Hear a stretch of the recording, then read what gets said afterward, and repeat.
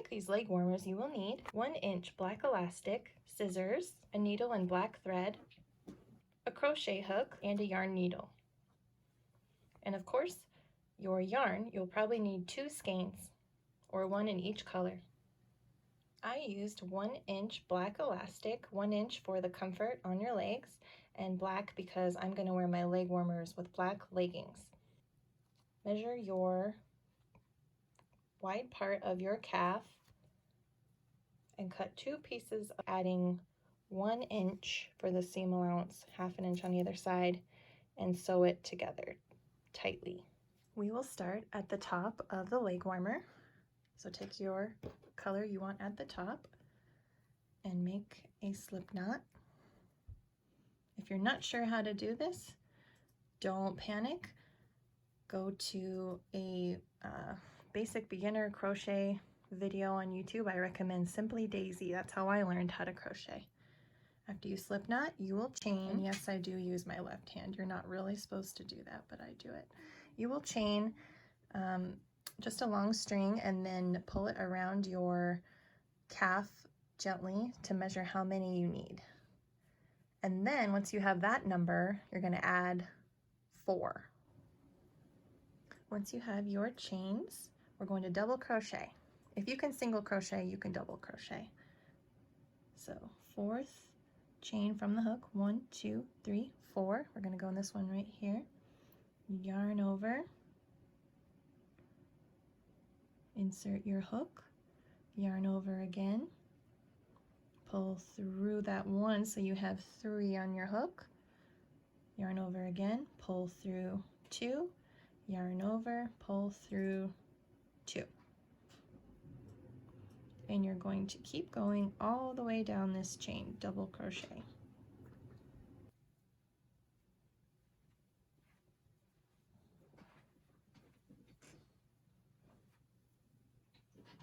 Now that you're at the end of your row, you'll chain 3. This gives us the height for our next row.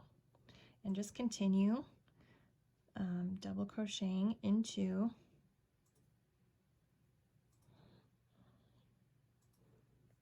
your row.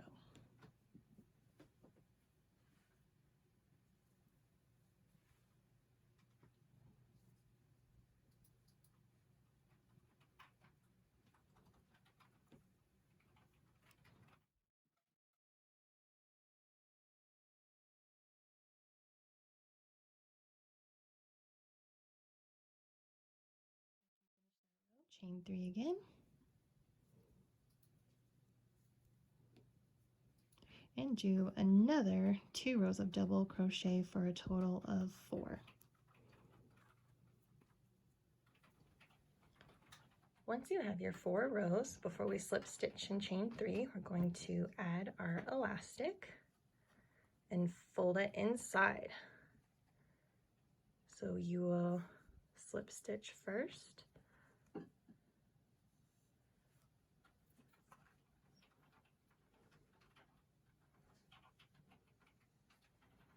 then chain 3. You're still doing the same thing, you're just going through both sides. So to double crochet, yarn over, put your hook through one side, then the other side, yarn over, pull through both sides, yarn over, pull through 2, yarn over, pull through 2.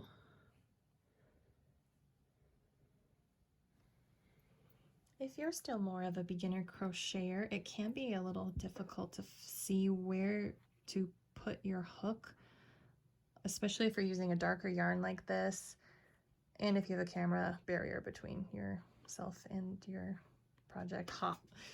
So what I like to do, instead of looking at the little V's of the chains, or stitches I guess they're called, the first one's easy. So you yarn over, you can see pretty clearly that next V, this one right here,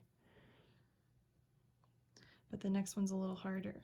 What I like to do is look at your rows here. So at the top, I've already gone through this last one here at the top of this row, I don't even know what you call that, a stitch, I guess. And there's like kind of a little hole right at the top. That's where you put your hook, right? And it'll just kind of pop in there. It'll do the work for you if you just aim for that spot. And it's okay if you do it wrong. Just kind of look at it as you go and you'll be able to see if there's anywhere that you missed, and you can go back and fix it. It's much better than getting all the way to the end and then you're like, oh, I have a hole. When you get to the end of that row, you'll want to make sure that you crochet into the last stitch that has the chain coming out of it.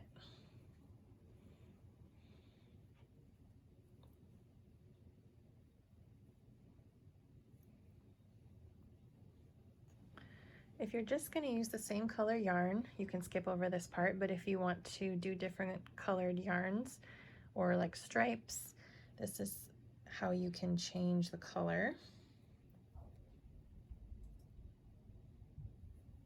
You pull it through and tighten it.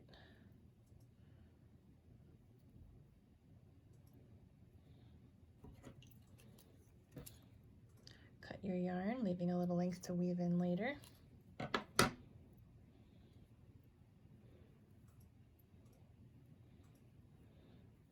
And then you can continue through with your slip stitch and chain 3 like before.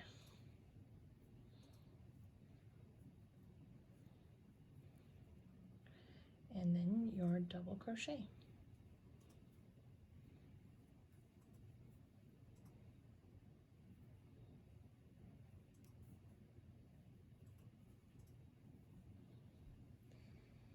I am using Red Heart Fruity Stripe yarn. So here's my own purple yarn that I used, and then I started here with the Red Heart, and you can see it starts to change color on its own. So that's a cool thing if you want to have a design with kind of a rainbow to it.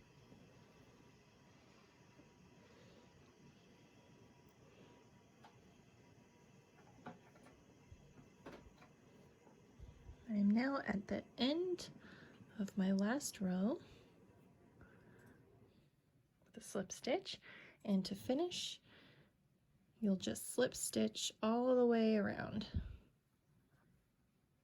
which gives it a nice finished edge.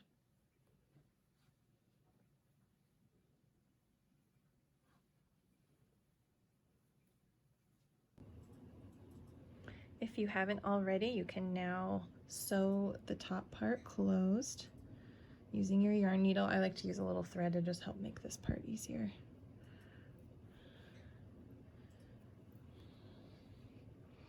You can start sewing these together. I don't know that there's a right or wrong way to do this. I just go back and forth so that it holds together.